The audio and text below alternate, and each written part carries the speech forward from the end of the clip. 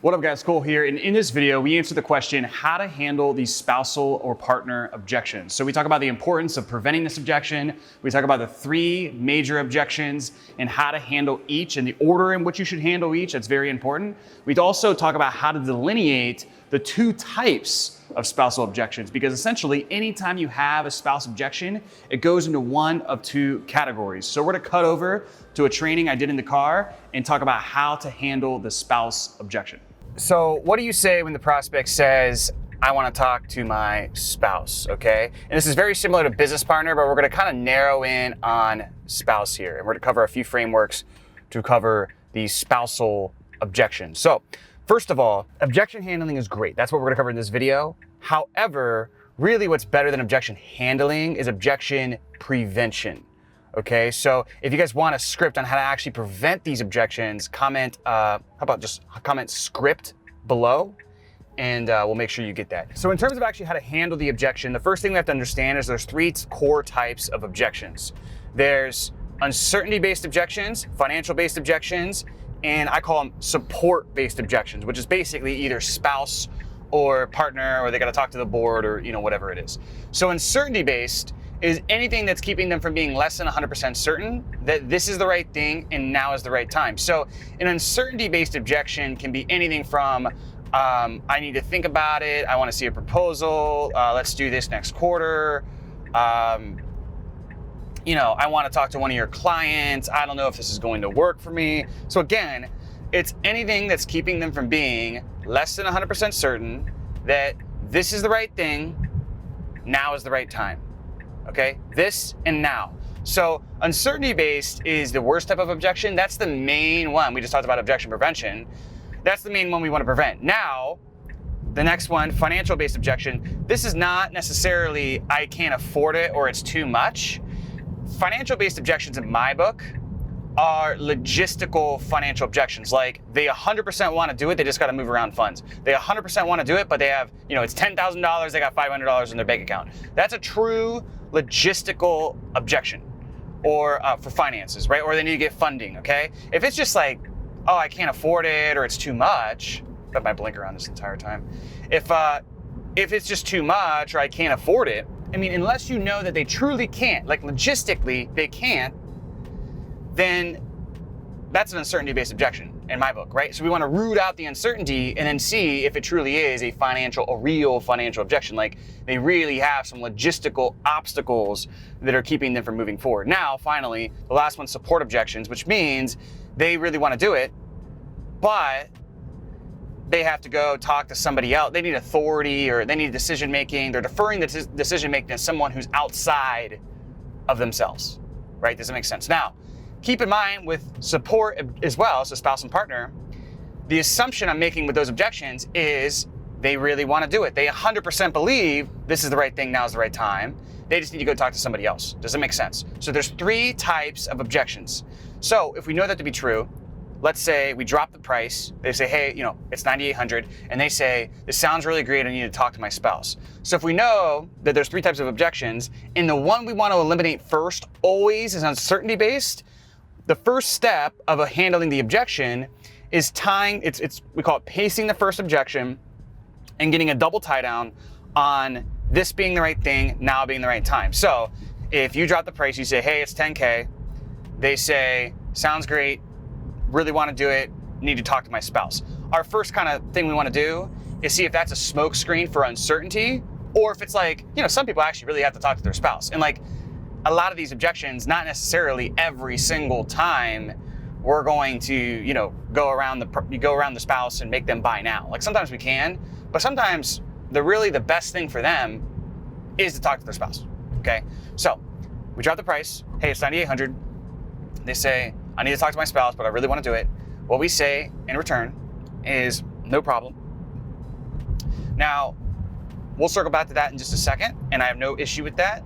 But how do you feel about the process? Like we covered like 4 key steps and 4 key pillars to get from, let's just say, going from your 9 to 5 to having your Amazon FBA business, making you 10K a month passive.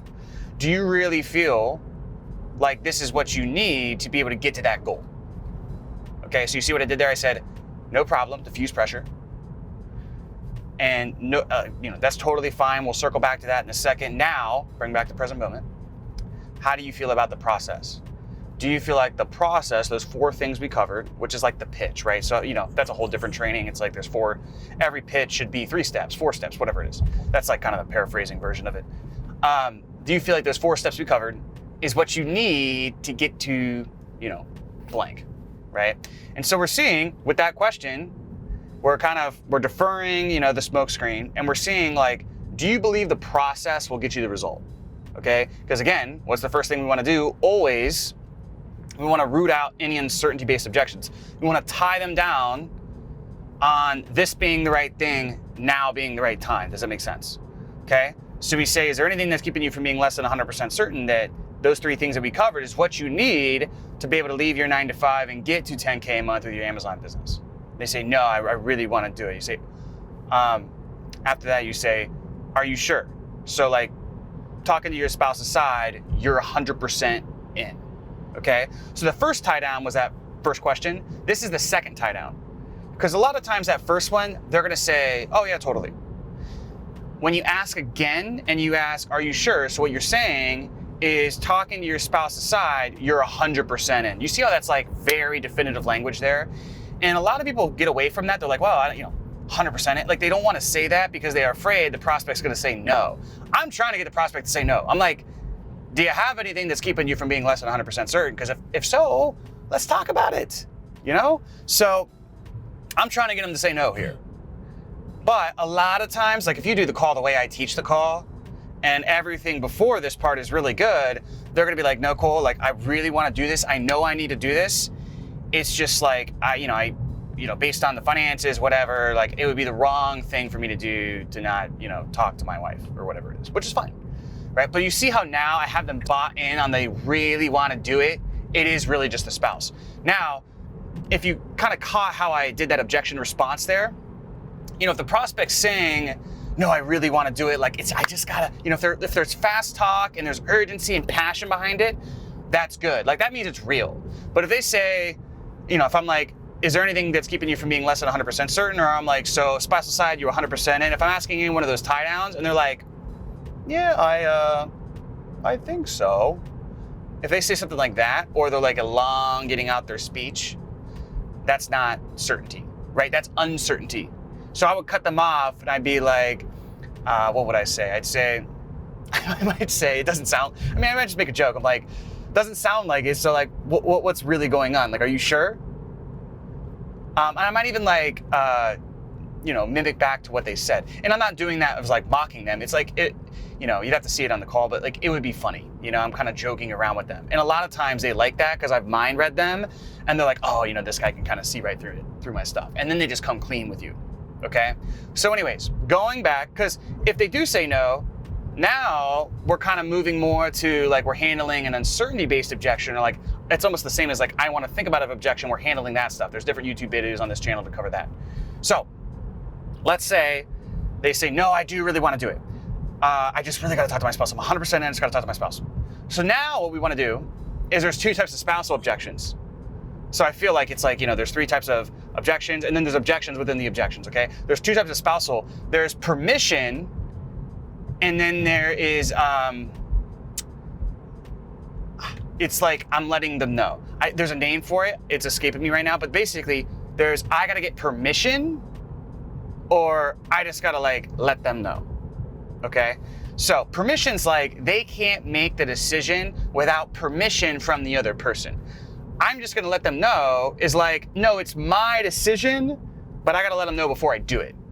Okay, so we just literally ask them that question. We say, gotcha, cool. And so when you go talk, you can say something like, yeah, so just to stay organized on my end, is this kind of like a, you've already 100% decided you're gonna do this, you just kind of gotta let them know?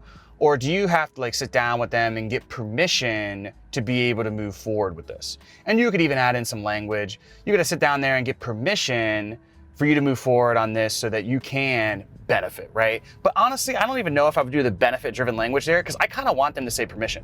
Like I want them to say the objections so I can handle the objections. Does that make sense? So I'm not even gonna kind of bait them in trying to do the let them know language, I'm gonna just go for permission. So it's either permission or let them know. And so I say either one of those. Now, if there's any ambiguity with this response whatsoever, if there's any ambiguity at all, it's a permission thing. But like there's other times where they're like, oh no, I just gotta give them a call out of courtesy. So when they see 10K leave the bank account, they're not like, what the hell? But like, no matter what, it's gonna be me. So then I would respond with that and saying, gotcha. So if they were already on the phone and they just told you like, hey, Daryl, whatever you want to do, I'm 100% behind you. You just make the decision. We'd be 100% doing business right now. They're like, cool.